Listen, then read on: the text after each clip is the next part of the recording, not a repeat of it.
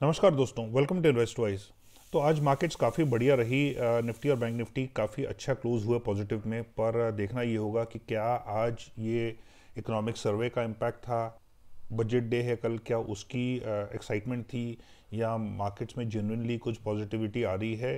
तो ये देखते हैं और उसके बाद में हम बात करेंगे चार ऐसे स्टॉक्स के बारे में जिनमें आप इंटरडे पोजीशंस लेके कुछ अच्छे प्रॉफिट्स बना सकते हैं। तो सबसे पहले बात करते हैं निफ्टी की। तो देखिए, निफ्टी जो है यहाँ से ऊपर चढ़ के उसके बाद नीचे गिरी। यहाँ पे इसको लगभग 17,000 के लेवल्स के आसपास में इसको सपोर्ट मिला है, क्योंकि 17,000 से नीचे ये फिलहाल क्लोज नहीं हुई है। उससे नीचे गई लेकिन क्लोज नहीं हुई। उसके बाद में कल भी अच्छा ऊपर गैप अप खुली थी फ्राइडे को, लेकिन उसके बाद ऊपर जाने के बाद में सडनली एक शार्प फॉल आया और आज बहुत बढ़िया गैप अप खुली और आज लकीली गिरी नहीं, लेकिन जो मूवमेंट हुई है वो उसने काफ़ी हद तक रिट्रेस कर लिया। 410 तक गई थी, लेकिन उसके बाद थोड़ी सी सेलिंग आई और लगभग 70 पॉइंट नीचे बंद हुई है। तो आज का भी जो कैंडल है बहुत ज़्यादा स्ट्रांग नहीं बंद हुआ है। तो अभी भी ऐसा लगता है कि वीकनेस बहुत ज़्यादा गई नहीं है। बस आज एक अच्छी ओपनिंग मिली जिसकी वजह से हमने आज ऊपर क्लोज किया है। और अगर हम आवरली चार्ट्स की बात करें तो अब हम देख सकते हैं कि देखिए यहाँ तक निफ्टी नीचे आई, उसके बाद धीरे धीरे ऊपर जा रही है, फिर फ्राइडे को नीचे आई। आज एक अच्छा स्टार्ट मिलने के बाद देखिए काफ़ी ज़्यादा ऊपर जा नहीं पाई है और 17,400 के आसपास एक बड़ा स्ट्रॉन्ग रेजिस्टेंस है। काफ़ी समय से आवरली चार्ट्स पे ये ऊपर बंद नहीं हुई है। अब देखना ये होगा कि कल ये फ्लैट खुलती है बजट की वजह से और अनाउंसमेंट देखने के बाद इसमें मूवमेंट आएगी, या कल ये गैप अप खुलती है और उसके बाद बजट की स्पीच के बाद उसका सारा एनालिसिस करने के बाद में उसकी मूवमेंट आएगी। तो वो देखना बड़ा इंपॉर्टेंट होगा। लेकिन अगले क्रूशल लेवल्स जो हैं वो मेरे हिसाब से 17,700 और उसके बाद में 17,800 के रह सकते हैं। अगर इनके ऊपर ब्रेक कर जाती है तो यहाँ से हम इसका डायरेक्शन ऊपर की तरफ देख सकते हैं और 18,000 या उसके ऊपर के लेवल्स हम बाद में देखेंगे। और अगर बजट कुछ बहुत एक्साइटिंग नहीं होती है तो पॉसिबिलिटी है कि ये जो इसको सपोर्ट मिला था वो तोड़ के नीचे फिर से आ जाए, क्योंकि देखिए इंडिकेटर्स जो हैं फिलहाल आवरली चार्ट्स के ऊपर हैं। तो यहाँ से चांसेस हैं कि अगर बहुत ज़्यादा कुछ एक्साइटिंग नहीं होता है तो यहाँ से नीचे भी गिर सकती है। बैंक निफ्टी की अगर हम बात करें तो देखिए गिरने के बाद में यहाँ पे इसको सपोर्ट मिला और उसके बाद इसने अप मूव दिखाई। फिर कई दिनों से यहाँ पे वीकनेस आ रही थी। ये जो 2 दिन थे काफ़ी अच्छे गए, लेकिन यहाँ पे 38,500 के आसपास में इसको काफ़ी स्टिफ रेजिस्टेंस मिल रही है। उससे ऊपर फिलहाल क्लोज नहीं कर पा रहा है। और आज का दिन तो हालांकि बहुत बढ़िया गैप अप खुला था निफ्टी की तरह, बैंक निफ्टी भी। लेकिन उसके बाद निफ्टी हालांकि उसने ग्रीन कैंडल बनाई है, लेकिन बैंक निफ्टी जो है वो उसने एक रेड कैंडल बनाई है खुलने के बाद में। दैट मीन्स जिस लेवल पे खुला था उससे नीचे क्लोज हुआ है। तो ये बड़ी हैरानी की बात है, जबकि पिछले इन दोनों दिनों में बैंक निफ्टी ने आउट परफॉर्म किया था निफ्टी को काफ़ी अच्छे तरीके से। लेकिन यहाँ पे हमें देखने को मिल रहा है कि फिलहाल बैंक निफ्टी स्ट्रेंथ नहीं दिखा पा रहा है निफ्टी की तरीके से। और देखिए इसके भी जो इंडिकेटर्स हैं फिलहाल वो ऊपर हैं, तो यहाँ से ये भी ऐसा लग रहा है कि वीकनेस यहाँ दिखा सकता है। तो जब तक बैंक निफ्टी 39,000 से ऊपर क्लोज नहीं करता है हमें शायद इसमें फ़िलहाल और स्ट्रेंथ नहीं देखने को मिलेगी। और उसके बाद एक बड़ा टेस्ट होगा 40,000 का। तो देखिए काफ़ी टाइम से 40,000 के लेवल्स को भी बैंक निफ्टी ने क्रॉस नहीं किया है। तो ये दोनों बड़े क्रूशल लेवल्स होंगे 39,000 और 40,000 का। लेकिन उससे पहले 38,000 के ऊपर क्लोज करना होगा और वो फ़िलहाल अभी बैंक निफ्टी नहीं कर पा रहा है।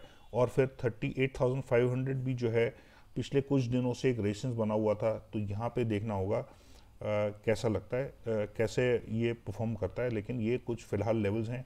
और नीचे की तरफ अगर हम बात करें तो अगले कुछ समय तक हमारे को 34,500 का जो है नीचे की तरफ सपोर्ट है। 34,500 से जब तक नीचे क्लोज नहीं करता है तो और डाउनफॉल हमें शायद देखने को ना भी मिले। अगर हम इसके आवरली चार्ट्स की बात करें तो देखिए काफ़ी ज़्यादा नीचे आके फिर धीरे धीरे करके ऊपर जा रहा है, लेकिन वेव्स बना रहा है यहाँ पे। लेकिन यहाँ पे जो है एक रेजिस्टेंस की तरह यहाँ पे दिख रहा है। जब तक इस रेजिस्टेंस की तरफ ऊपर या नीचे क्लोज नहीं करता है तब तक एक रेंज बाउंड रहेगा। तो बट ये रेंज बहुत ज़्यादा बड़ी नहीं है। ऊपर की तरफ 38,400 की रेंज है और नीचे की तरफ 37,600 की रेंज है। तो इन दोनों रेंज में से जब तक ये बाहर नहीं निकलता है हमें एक फ्रेश मूव देखने को नहीं मिलेगी। पर जिस तरह से इसका लॉन्ग टर्म मूव रहा है और उसके बाद में ये नए हाईज नहीं बना पा रहा है और यहाँ पे भी इसको रेजिस्टेंस देखने को मिल रहा है। ऐसा पॉसिबिलिटी है कि ये कुछ बहुत जब तक एक्साइटिंग नहीं आएगा तब तक ये अपनी डाउन ट्रेंड कंटिन्यू कर सकता है, ऐसी पॉसिबिलिटी लग रही है। लेकिन बैंक्स के रिजल्ट्स पिछले कुछ दिनों में काफ़ी अच्छे आए। ऑलमोस्ट सारे जो रिजल्ट्स थे उन्होंने एक्सपेक्टेशंस को बीट किया या मीट किया, तो उसकी वजह से काफ़ी बैंक निफ्टी में एक्साइटमेंट थी। अब देखना ये होगा कि आने वाले दिनों में कैसा रहता है, बैंक बजट की अनाउंसमेंट्स कल क्या होती हैं, तो ये ड्राइव करेंगे अगले कुछ दिनों में मार्केट्स को। तो ये था हमारा निफ्टी और बैंक निफ्टी का एनालिसिस। मेरा ईमेल आईडी है invest50070@gmail.com।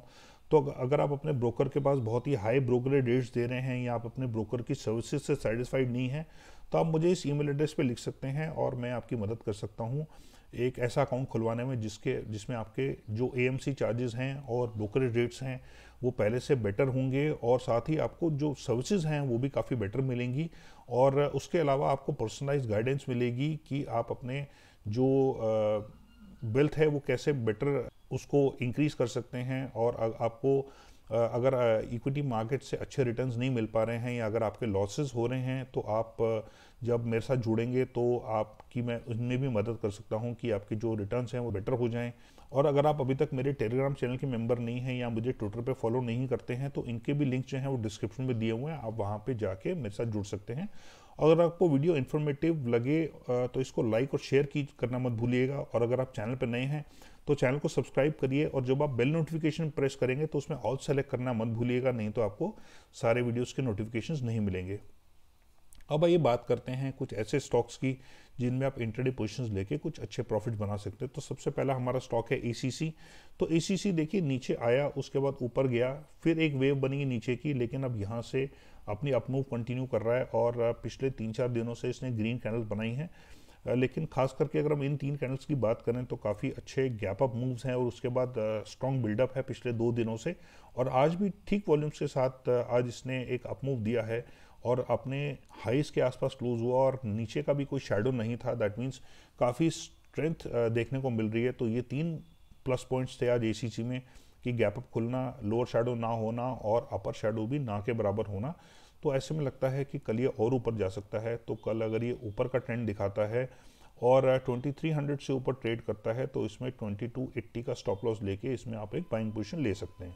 नेक्स्ट स्टॉक है हमारा बिरला सॉफ्ट। देखिए बिरला सॉफ्ट ने काफ़ी स्ट्रॉन्ग डाउनफॉल दिखाई थी, लेकिन यहाँ पे इसको लगभग 440 के आसपास में इसको स्ट्रेंथ मिली है, और यहाँ से आज इसने काफ़ी अच्छी अपमूव दिखाई है। उससे पहले फ्राइडे को भी ऊपर खुला था गैप अप, लेकिन सस्टेन नहीं कर पाया और मार्केट गिरी तो ये भी गिर गया। लेकिन आज इसने बहुत स्ट्रॉन्ग गैप अप खोल के और अच्छे वॉल्यूम्स के साथ में एक अच्छी अपमूव दिखाई है, तो ऐसा लगता है कि कल भी ये और ऊपर जा सकता है।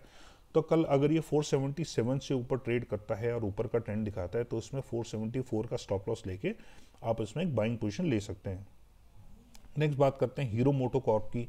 तो हीरो मोटो कॉर्प में काफ़ी ज़्यादा फॉल देखने को मिली पिछले काफ़ी दिनों से, उसके बाद एक बढ़िया अपमूव यहाँ पे देखने को मिली, लेकिन यहाँ पे ऐसा लगता है एक कंजेशन जोन है, रेजिस्टेंस है, और फ्राइडे को मार्केट गिरी थी तो ये भी काफ़ी इसने नीचे गिरावट देखी। उसके बाद आज इसने हल्का सा गैप अप देख के इसने ऑलमोस्ट 2% ऊपर क्लोज हुआ है, लेकिन आज की बढ़िया अपमूव के बावजूद भी ये पिछले जो फ्राइडे का जो ओपन था उससे बहुत ज़्यादा ऊपर क्लोज नहीं कर पाया, और वॉल्यूम भी बहुत ही एवरेज रहे। हालांकि पिछले कुछ दिनों से नीचे के वॉल्यूम्स रहे, कम वॉल्यूम्स रहे, तो ऐसा लगता है कि शायद यहाँ पे इसकी अपमूव हो सकता है फॉर द शॉर्ट टर्म ख़त्म हो चुकी हो। और देखिए ये जो लेवल है ये इससे ऊपर तो इसने क्लोज किया, लेकिन उसके बाद बिल्डअप नहीं कर पाया। उसके बाद यहाँ से कंटिन्यू करना चाहिए था इसको ऊपर, लेकिन क्योंकि ये एक तरह से एक सिंगल इंस्टेंस था जिसने इस 2760 के ऊपर क्लोज किया, और उसके बाद में नीचे आ रहा है। फिलहाल यहाँ पे देखिए ये वाली जो सपोर्ट की लाइन थी इससे नीचे पहले क्लोज नहीं कर रहा था, लेकिन फ्राइडे को इसने इससे भी नीचे क्लोज किया। तो आज भी ये दोनों के बीच में रहा, इन दोनों लाइंस के, लेकिन ऊपर अगर ये जाता तो काफ़ी अच्छी मूव हो सकती थी आने वाले दिनों में। लेकिन अब ऐसा लगता है कि आज की मूव कुछ ज़्यादा कन्विंसिंग थी नहीं, जबकि मार्केट्स काफ़ी अच्छे ऊपर थे। तो लगता है कि हीरो मोटोकॉर्प अब फिलहाल पॉसिबिलिटी है कि नीचे आ सकता है। तो कल अगर ये 2720 से नीचे ट्रेड करता है और नीचे का ट्रेंड दिखाता है तो इसमें 2730 का स्टॉप लॉस लेके इसमें एक शॉर्ट पोजीशन ली जा सकती है।